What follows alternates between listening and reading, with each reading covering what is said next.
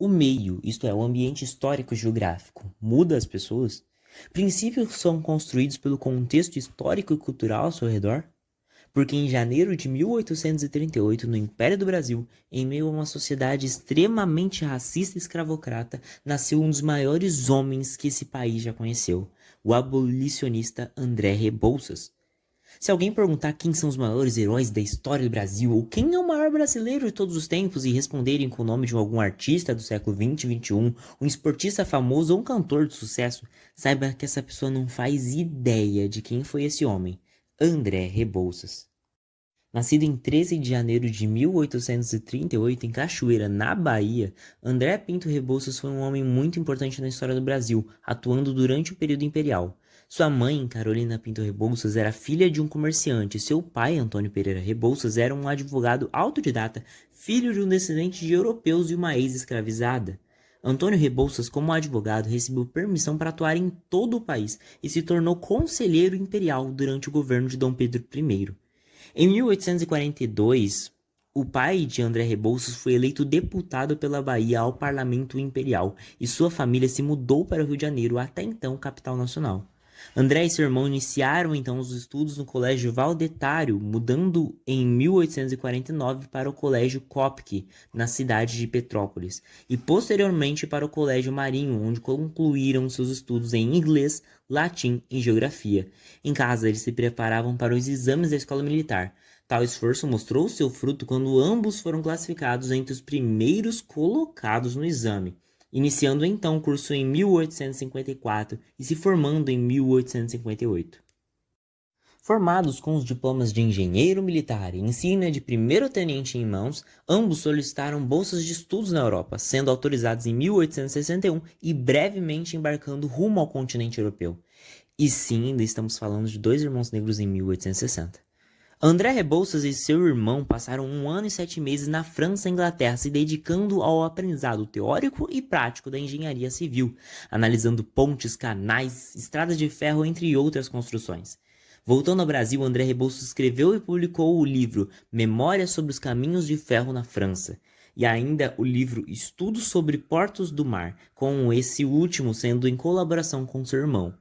Em 24 de janeiro de 1863, sob a possibilidade de um ataque inglês, Polidório Fonseca, ministro da guerra, nomeou os irmãos para inspecionarem as fortificações no litoral sul. Em 1865, em meio à Guerra do Paraguai, André se comunicou diretamente com Dom Pedro II, oferecendo seu serviço, o qual o encaminhou para o Ministério da Guerra. André Rebouças, então agora tenente, entrou na guerra se tornando aos poucos um oficial conceituado. Na guerra, sugeriu recuperar a cidade de Uruguaiana do poder paraguaio, mantendo o cerco à cidade sem bombardeá-la. Ideia essa que foi apoiada pelo Conde Dieu, esposo da princesa Isabel. Rebouças foi honrado quando sua tática conseguiu a rendição dos invasores paraguaios, iniciando assim uma amizade entre Rebouças e o Conde. Em outubro de 1866, o ministro da Fazenda Zacarias de Góes o nomeou engenheiro da alfândega para dirigir as obras de construção das docas do Rio de Janeiro. André também projetou uma rede de abastecimento de água para a cidade. Estudou e projetou as docas do Maranhão, de Cabedelo, do Recife e da Bahia. Já em 1871, seu rival Borja Castro foi nomeado pelo Gabinete do Rio de Janeiro para a função de inspetor da alfândega, e André Rebouças foi demitido. O gabinete seguiu firme em agradar os interesses dos opositores a Rebouças, resistindo até mesmo às pressões do próprio imperador Dom Pedro II. Em 1873, durante uma viagem pela Europa e Nova York, André se encontrou cara a cara com o mal daquele século, o racismo. Por sua cor de pele, Rebouças teve problemas para se hospedar em um hotel, assim como para assistir a um espetáculo em um teatro na Irlanda do Norte, mesmo tendo condições financeiras para ambos. Mas a questão racial não terminou ali, porque no começo da década de 1880 ele se tornou professor da Escola Central, até então chamada de Escola Politécnica. Rebouças se uniu a outros abolicionistas como Joaquim Nabuco, José do Patrocínio e Luiz Gama em manifestações públicas pelo fim da escravidão. Durante esse início, André tomou função administrativa, cuidando dos fundos, organizando manifestações e ajudando a fundar diversas sociedades, sendo um dos fundadores da Sociedade Brasileira contra a Escravidão, a SBCE, participante da Confederação Abolicionista e da Sociedade Central de Imigração, ambas de 1883. A vitória não só de sua causa, mas também de todo o povo brasileiro veio finalmente em 1888, com a abolição da escravatura, assinada pela princesa Isabel, filha de Dom Pedro II e esposa de seu amigo Conde Dieu.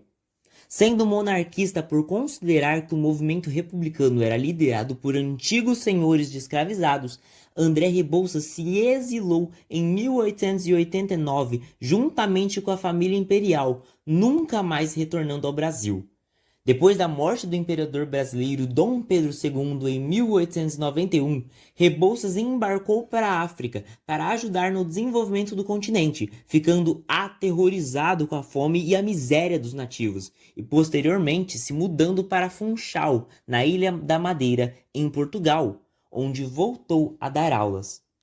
Então, no dia 9 de maio de 1898, aos 60 anos, o professor organizador dos principais movimentos que levaram à proibição da escravidão no Brasil morreu em Funchal, em circunstâncias incertas ao pé de um precipício encostado em uma rocha em frente à sua residência. Rebouças foi além do pensamento imediato de acabar com a escravidão no Brasil. Abre aspas. Ao fim do movimento abolicionista e a libertação dos escravizados, André Rebouças propôs para o orçamento do ano de 1890 um aporte, parte dos recursos de orçamento, para investimento nas pessoas libertas. Ele pensou o Brasil do futuro, da proteção social, escolarização, estradas, portos, tudo o que poderia tornar esse país um lugar moderno e melhor. Frase do historiador Antônio Carlos Higino. Infelizmente, os planos do abolicionista foram abortados pelo golpe republicano de 1889, que pôs fim ao seu trabalho no Império.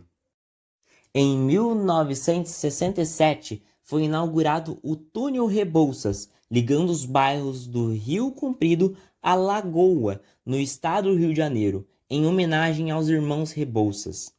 Em 2024, André Rebouças foi adicionado ao livro nacional Heróis e Heroínas da Pátria, cujas páginas são feitas de aço e seu armazenamento está no Panteão da Pátria, na Praça dos Três Poderes, em Brasília.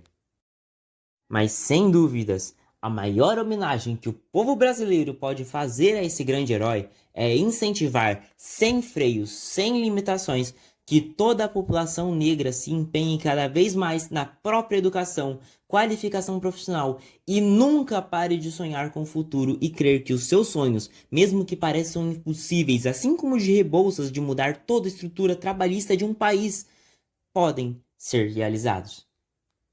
Nós agradecemos a sua atenção e que nunca nos esqueçamos desses grandes homens que lutaram para que o nosso país, mesmo que limitado, tivesse um futuro melhor.